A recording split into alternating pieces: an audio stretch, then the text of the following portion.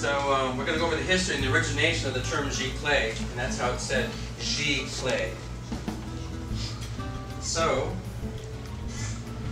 this goes back to the 1980s with Graham Nash from Crosby, Stills and Nash. He was a photographer, still is a photographer, and he took a lot of pictures while he was on tour, and took pictures of his own band and other bands, and got quite a collection of interesting photographs. And he started getting them onto his Macintosh computer, but he found there's no way to print them. You know, I can do cool things on my computer, but back in that day, well, how do I print it? You know, the desktop printers did a crappy job, but he wanted to do like fine art printing. So this is where it all began with his tour manager, Matt Holbert. The two of them endeavored to find a way to print the photography.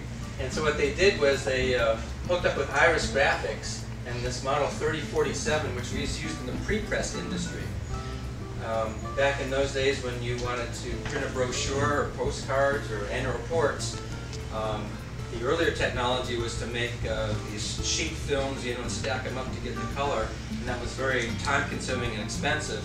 And so this was the first digital pre-press proofing machine, and it's called the Iris Graphics 3047, which meant that it could print up to 30 inches by 47 inches, and at that time it cost $126,000.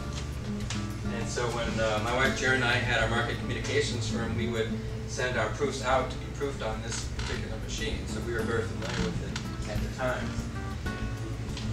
So Nash and Holbert decided to call their fine art prints digigraphs.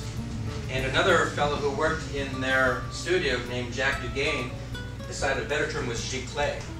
And I spoke to some of these guys when I was doing an art show out in Las Vegas, and they told me that what they did was they went through a French dictionary looking for a cool word that they could use to describe these prints. And they didn't want to call them inkjet or computer generated because that had kind of a cheap and inexpensive sound to it. You know, and here they were looking to create fine art prints, so they needed to come up with something marketing-wise that sounded cool.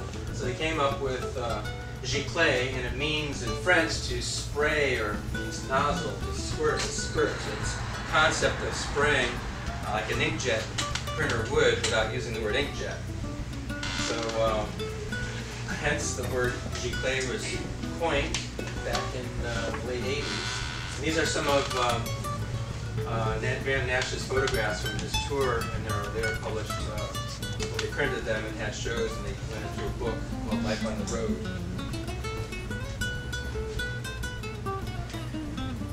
So today, Nash Editions is still around, and they're still printing, and they now use Epson printers like we do, and they use the same canvas brand that we do.